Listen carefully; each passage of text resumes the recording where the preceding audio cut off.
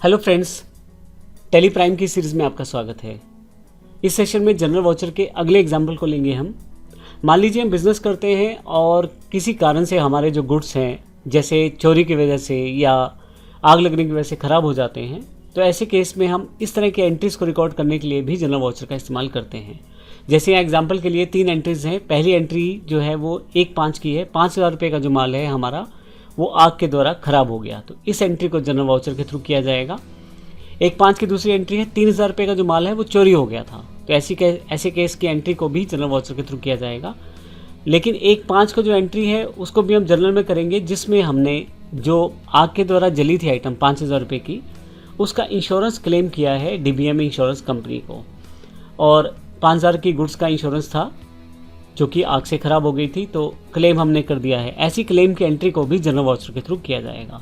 और जो हमें अमाउंट रिसीव हुआ है 5,000 का 5,000 नहीं मिल पाया, कंपनी ने जो अप्रूव किया है वो 3,000 रुपये अप्रूव किया है, तो 3,000 रुपये हमें जो उन गुड्स के मिले हैं, इस एंट्री को हम रिसीव एंट्री मानेंगे और हम अपने इस एंट्री को जनरल वाउचर में ना करके रिसीप्ट वाउचर में करेंगे।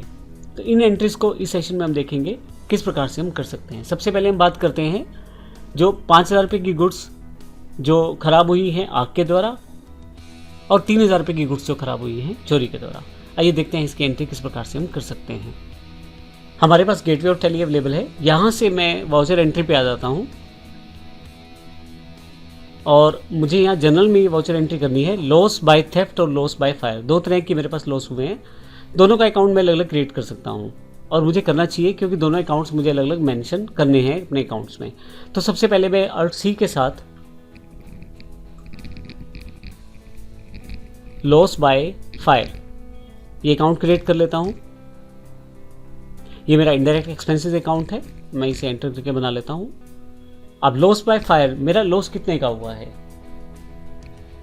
मेरा 5,000 रुपये का माल लॉस हुआ है जो कि आग के कारण हुआ है। तो यहाँ पे ध्यान रखिएगा 5,000 डेबिट हो जाएगा क्योंकि मेरा एक्सपेंस है। लेकिन क्रेडिट क्या होगा?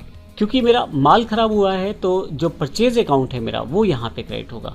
तो यहाँ मेरे पास एक ही परचेज अकाउंट है जो कि लोकल परचेज के नाम से है। मैं इसे एंटर कर देता हूँ। आप इन्वेंट्री एलोकेशंस अगर आपके पास होना है तो भर सकते हैं, लेकिन अभी मैंने उसको स्किप कर दिया है। अब लोकल परचेज में 5,000 रुपये मैंने यहाँ पर डाल दिए हैं। अब यहाँ से नरेशन मैं टाइप कर देता हूँ। 5,000 रुपये की गुड्स जो हैं लॉस बाय फायर हुई हैं, तो मैं यहाँ एंटर करते हुए एक्सेप्ट कर लेता हूँ।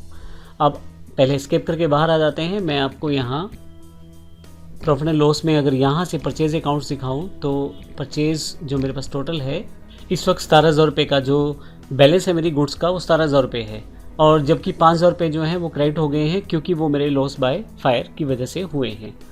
तो अब मैं वापस आ जाता हूँ। इसी तरह से एक एंट्री मेरे पास जो है लॉस बाय थेफ्ट की है, तो उसको भी कर लेते हैं। वाउचर पे आए आप। अब लॉस बाय थेफ्ट का मेरे पास अकाउंट नहीं है, तो Alt C के साथ मैं loss by theft account create कर लेता हूँ। ये मेरा इनडायरेक्ट एक्सपेंस है, तो ये भी मैं एंटर करके बना लेता हूँ। तो लॉस बाय जो थेफ्ट हुई यानी कि चोरी के कारण मेरा जो लॉस हुआ प्रोडक्ट का या मेरी गुड्स का वो 3,000 रुपये का है। 3,000 रुपये एंटर कर देता हूँ। अब यहाँ क्रेडिट फिर से मैं अपने लोकल परचेज अकाउंट को करूँगा, तो 3,000 रुपये मेरे पास और कम हो गए हैं मेरी टोटल गुड्स में से, यानी कि परचेज जो मेरे पास टोटल स्टॉक पड़ा है उसमें 3,000 रुपये और कम हो गए हैं क्योंकि ये जो माल हुआ है ये चोरी हो गया है। नरेशन लिखने के बाद मैं एंटर करके एक्सेप्ट कर लेता हूँ। अब अगर मैं यहाँ से बाहर आ जाता हूँ और यहाँ से प्रॉफिट एंड लॉस और यहाँ से परचेज अकाउंट पे ले जाऊँ, तो लोकल जो परचेज का जो इस वक्त स्टैंडिंग बैलेंस है वो 14,000 रुपये का, यानी कि 14,000 का जो मेरे पास इस वक्त अवेलेबल स्टॉक है गुड्स का, और 2,000 मेरी रिटर्न थी उसमें से। और अब यहाँ पे अगर आप देखें 22,000 की जो गुड्स थी उसमें से मेरे पास 8,000 रुपये का जो माल है वो लगभग ख़राब हुआ है, जिसमें 5,000 मेरा जो है वो आग के द्वारा और जो 3,000 रुपये है मेरा वो चोरी के द्वारा ख़राब हुआ है। तो इस वक्त का जो स्टैंडिंग बैलेंस है मेरे पास वो 14,000 रुपये का है। तो अगर आप नीचे टोटल एंट्री देखें ग्रैंड टोटल की, तो यहाँ से आपको क्लियर हो जाएगा कि टोटल आपके पास बैलेंस क्या है।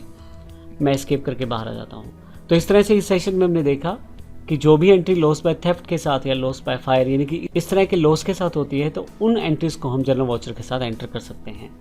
अगले सेशन में हम देखेंगे इंश्योरेंस क्लेम किस प्रकार से कर सकते हैं, और उसमें अगर हमें अमाउंट कम मिला है तो उसको किस प्रकार से एडजस्ट कर सकते हैं, अपनी बैलेंस शीट में किस प्रकार से दिखा सकते हैं। धन्यवाद।